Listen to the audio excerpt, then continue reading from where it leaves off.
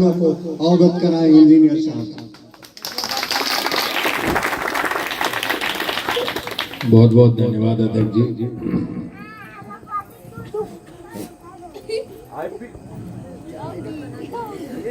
Engineer IP Gupta, engineer IP Gupta, Pal Samaj, Pal Samaj, Pal समाज। बहुत बहुत धन्यवाद। बिना समय गवाए हुए, क्योंकि अभी एक दो जगह और जाना है, सुबह 10 बजे से हम लोग चल रहे हैं। मैं तो रात को 4 बजे भी चलता रहूँगा, मैं थकता नहीं। इसलिए नहीं थकता कि राजमिस्त्री का बेटा हूँ, जिंदगी भर संघर्ष ही करता रहा। जब मैं अपने माँ के गर्भ में था तो मेरी माँ के स्तन में दूध नहीं था। पैदा हुआ तो मेरे बगल में मुसहरों की बस्ती थी, वहाँ एक चाची रहा करती थी मुसहरनी, तो वो आके दूध पिलाई मुझे। यानी आधा पान आधा मुसहर है। मैं कह रहा कि आधा पान आधा मुसहर है हम, यही मेरी पहचान है। तो इसलिए मैं थकता नहीं, इसलिए नहीं थकता कि सीने में एक दर्द लिए फिर रहा हूँ। एक ऐसा दर्द जो मैंने महसूस किया जब हजारों बच्चे हमको कॉल करके रोते थे। बेतिया की ही एक बेटी है, बसंत दास की बेटी, जिसका एडमिशन हो गया था PMCH में। वो सुबह सुबह 7 बजे आती है और कहती है, अंकल एकदम चिपक जाती है कि अंकल मुझे बचा लीजिए, मेरा एडमिशन हो गया। कितनी बच्चियां बिहार पुलिस में सिलेक्शन हो गया था, कितने दरोगा बन गए थे। उन सारे बच्चियों को फोन जब मेरे पास आता था तो मुझे लगता था कि मेरी खुद की बेटी जो इंजीनियर है, IAS बनने के लिए दिल्ली गई, और जिस दिन सुप्रीम कोर्ट का डिसीजन आया और नीतीश सरकार ने हमें फिर से आरक्षण छीन लिया, वो IAS बनने की सपना छोड़ के वापस आ गए। तो मैं एक बाप हूँ और मैं जानता हूँ कि जब आपकी बेटी के सपने टूटते हैं तो कैसा लगता है। एक बहन जब अपने भाई को निराश देखती है तो उसको क्या लगता है। ऐसे पता नहीं कितने माँ होंगे, कितने बाप होंगे जिसके सपने टूटे।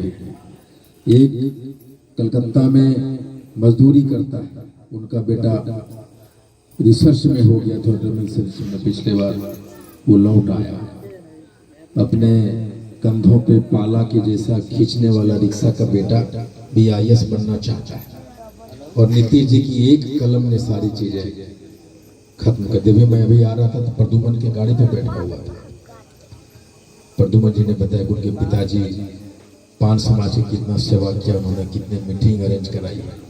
एक बात उन्होंने और कहा, इसमें 75% हमारे पान समाज के बच्चे हैं, हमारे पान समाज की आबादी है।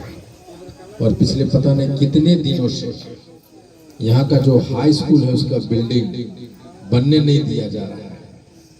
हम 75% पान समाज की आबादी वाले गांव में जो जहां हमारे बच्चों की पढ़ाई लिखाई होगी उसको स्कूल को निर्माण नहीं होने दिया जा रहा है। लेकिन आज मैं इस मंच पे कह के जाता हूं कि पहली लड़ाई हमारा इसी गांव से है और वो स्कूल का बिल्डिंग हम बनवा के दिखाएंगे।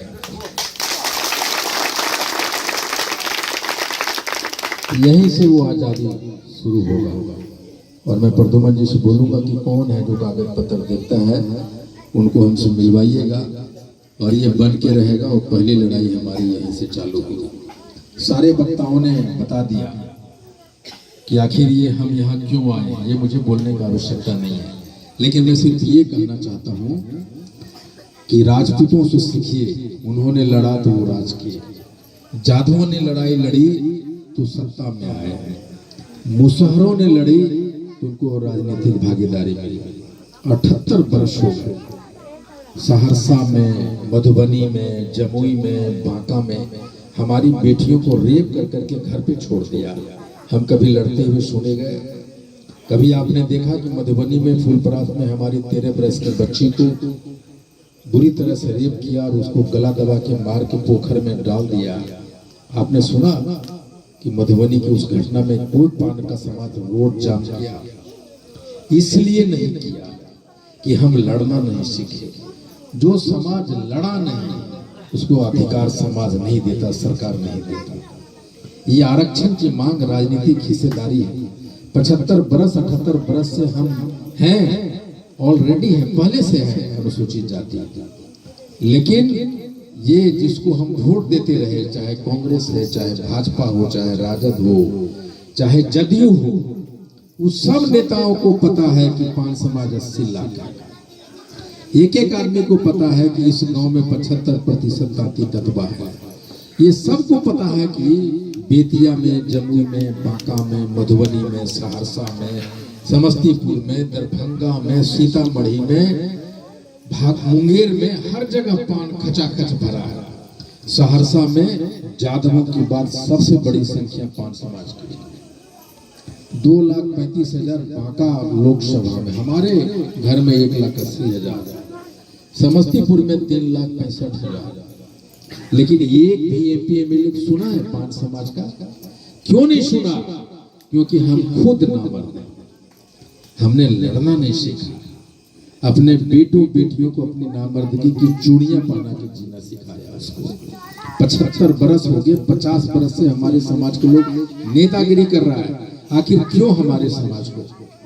मैंने बांका में, सहरसा में ये कहा कि 7 नेता को, संजना देवी भाजपा की नेत्री थी, उसको दिन पता नहीं कब उठा के लेके चला गया। वो मेरी बहू थी, बहन थी, कुछ थी। आज ने सुना है कि पान समाज को कुछ आज तक उसका आता पता चला? क्योंकि सत्ता में बैठे लोग, प्रशासन में बैठे लोग, आपके घर में बैठे लोग, आपके गांव में बैठे लोग, आपके पंचायत में बैठे लोग जानता है कि ये तांती ततवा है, इससे गया गुजरात जात कोई नहीं होता। उसको 2 झापड़ मार लीजिए, सुन के चला देगा। आरक्षण तभी मिलेगा वापस जब आप सड़क पे लड़ना सीखिए। हाँ को रथ हम पान है, सिर्फ आरक्षण वापसी की लड़ाई नहीं है। आरक्षण तो हमें लेके रहेंगे सड़कों पे चढ़कर। ये हम सर उठा के जीने की भी एक लड़ाई है। ये लड़ाई है अपना सब कुछ मिटा देने की लड़ाई है। ये लड़ाई है कि आप सड़क पे आना सीखिए, लड़ना सीखिए। जो आपको एक आंख दिखाए उसकी आंख निकाल लीजिए, उसकी लड़ाई है। हमारे लोग भी एमपी एमएलए बने। हमारा भी बेतिया से, चनपटिया से एमएलए हो, बेतिया से एमएलए, और वो बैठे विधानसभा में जाए और मुख्यमंत्री से कहे कि आप जो कानून बना रहे हैं उसमें कानून में पान समाज का हक की क्या बात है, वो हमको दिखाइए। उसकी भी लड़ाई है। ये लड़ाई लोकसभा जाने की भी है कि जहां से देश का कानून बनता है। हमारे लिए क्या बना रहे हो भाई? अगर एक भी एमपी अगर होता तो अध्यादेश लाने के लिए मजबूर करता नरेंद्र मोदी। अगर मैं होता तो नरेंद्र मोदी जी को मजबूर कर देता। अकेला एमपी 500 एमपी पे भारी पड़ जाता है गुप्ता, ये मैं कह देता हूं। अगर हमारा 5 गो एमएलए होता तो माननीय मुख्यमंत्री जी बिना बताए, बिना पूछे बिल ले आते। तांती तत्वा से, अनुसूचित दर से तांती तत्वा बना देते बिना पूछे। हम लोग मिलने के लिए तरसते रहे, मिले नहीं, इसलिए कि उनके नजर में हम कीड़ी मकोड़े से ज्यादा नहीं है। अभी ये कह रहे थे प्रद्युमन जी कि हम लोग सब भाजपा को वोट देते हैं। एक बार भी भाजपा का जो भी एमपी है वोट देते रहे, लेकिन एक बार भी प्रद्युमन आया नहीं आया। क्यों? उसको मालूम है भाई ये तांती ततवा लोग है, कायल जाओगे कहाँ, वोटवा हम ही को देगा। गुलामों को, मजदूरों को पेट भर अनाज नहीं मिलता, मुट्ठी भर अनाज देता। तो हमारे पान समाज के लोग पूरे बिहार में उस गुलाम से ज्यादा नहीं मान सकता। और वो गुलामी से उस दास्ता से छुटकारा का नाम भी है हाँ को रथ हम पान है। और उसका एक ही तरीका है, लड़ने के लिए एक ही तरीका है। जो लड़ा नहीं वो जिया का। मरना सीखिए, जीना आ जाएगा। और उसी का नाम है हाँ को रथ हम पान है। हम लोग सड़कों पे हैं रात भर। मुझे नींद नहीं आती। कल मैं रात में 3 बजे सोया, मैं 1 बजे खाना खाया और सुबह 6 बजे उठ गया। और 24 घंटा मैंने अपना फोन स्विच ऑफ करके रखा है। मेरी पत्नी पता नहीं कितनी कॉल किया है। मेरी बेटी को पासपोर्ट बनना है, उसका एक एप्लीकेशन साइन करके मुझे भेजना था, वो मैं नहीं कर सका, डर से फोन को स्विच ऑफ किया। पता नहीं, जब खोलूंगा तो पता नहीं क्या कहेंगे। लेकिन एक सीने में दर्द है, एक आग है, उसको लिए दौड़ रहा हूँ। और वो दर्द हर लोगों के मैं देखना चाहता हूँ। ये रात के 12 बजे और आईपी गुप्ता जब यहाँ से जाता है तो अपना दर्द आपके सीने में छोड़ जाता है, तभी मेरी सफलता होती, तभी ये लड़ाई जीतेंगे। मैं चाहता हूँ कि सत्ता के लोग जो आरक्षण हमें देगा सिर्फ एक ही चीज से डरता है, और वो है उसकी कुर्सी। और कुर्सी किससे बनता है? जनता से, वोट से। और हम लोग सिर्फ वोट देते हैं, हमारे वोट को गिना भी नहीं जाता, नाम भी नहीं लिया जाता। 150 विधानसभा है पूरे बिहार में, और 150 विधानसभा में 5000 से 75,000 तक हम लोग हैं। और आजकल एक नया पार्टी बना है, वो नया पार्टी नहीं, ये दल नहीं, सारे लोगों के, सारे दलों के लिए दलदल है। और उस दलदल में पान समाज एक बड़ा रोल निभाने जा रहा है। हम 5-5 हजार का भी वोट खिसका दिए नहीं इधर से उधर, तो 55 सीट पे खेला बिगाड़ देंगे, और जिसको पान समाज चाहेगा वही मुख्यमंत्री बनेगा। ये हाथों रथ हम पान जब खत्म होगा तो मैं निश्चित कर देता हूं कि 50 सीट पे खेला बिगाड़ने की क्षमता पूरे पान समाज को हो जाएगी। और वो जो हम लोग मीटिंग कर रहे हैं ना रात में यहाँ वहाँ, नीतीश कुमार जाकर, नीतीश कुमार जी CID रखते हैं हर एक जिला में, उनको पता, रोज पता चल रहा है कि आईपी गुप्ता क्या क्या कर रहे हैं, शिवालक महतो जी क्या कर रहे हैं। ठीक उसी तरह सरकार का IB होता है, वो जो सरकार को रिपोर्ट करता है भाई एक आदमी आया है, देखने में काला गलूटा साधारण आदमी है, रात भर मीटिंग कर रहा है, वो मोदी को खबर भेजता है। तो जो हम लोग कर रहे हैं वो खबर जा रहा है दोनों को, प्रधानमंत्री को भी और नीतीश कुमार को भी। तो उनकी जमीनें हिलनी चालू कर दी। जिस तरह से मैं देख रहा हूँ, इतना रात में भी इतने लोग बैठे थे। अभी मैं वहां गया था, एक गाँव गुलेरिया, पूरा कुर्सी खाली था। अल्लोही जो ही हम गए तो खचाखच भर गया। और गांव में छोटे छोटे बच्चे हाको रथ हम पान है, आईपी गुप्ता पान समाज कर रहा था, कि दिखाता है कि हाको रथ पान अब जवान होने लग गया। मात आपने जवान कर दिया अध्यक्ष जी बेतिया में, जबकि पूरा हमें घूमना है पूरा बिहार।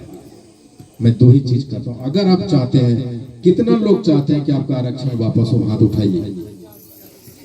कितने लोग चाहते हैं? जो हाथ नहीं उठाया इसका मतलब उसको लगता है कि आरक्षण उसको वापस नहीं चाहिए। वापस चाहिए? आरक्षण वापस लाने के लिए मैं आपसे सिर्फ 4 दिन मांगता हूँ। कितने लोग छठ पूजा करते हैं? छठ पूजा करने वाले कितने लोग हैं? सारे लोग करते हैं। क्यों करते हैं छठ पूजा? कि घर परिवार सब सुखी संपन्न रहे, आफत नहीं आवे। लेकिन आरक्षण तो ले लिया छठ मैया ने, एक और छठ पूजा कीजिए।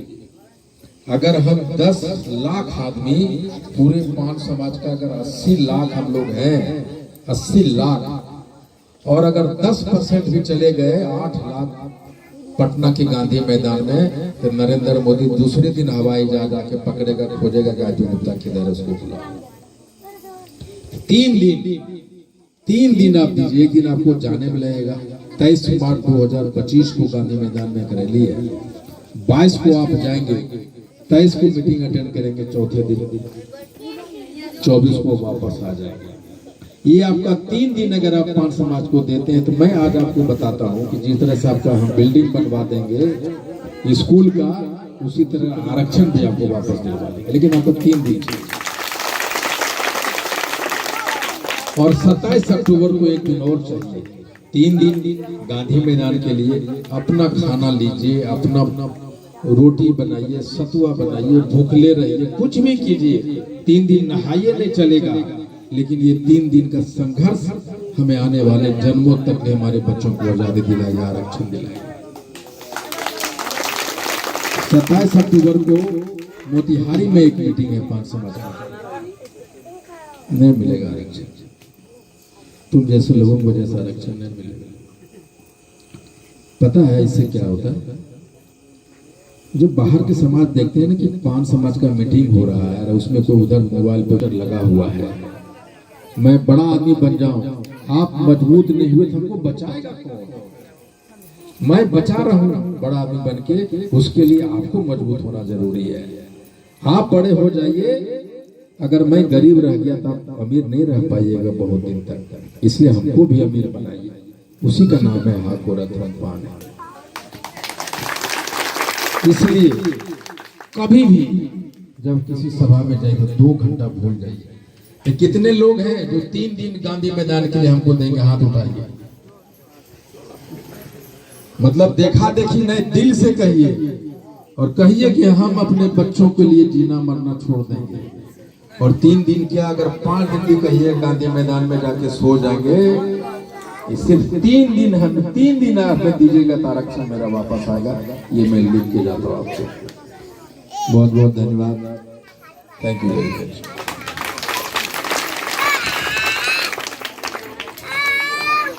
बहुत बहुत धन्यवाद अध्यक्ष जी। आप लोगों ने अध्यक्ष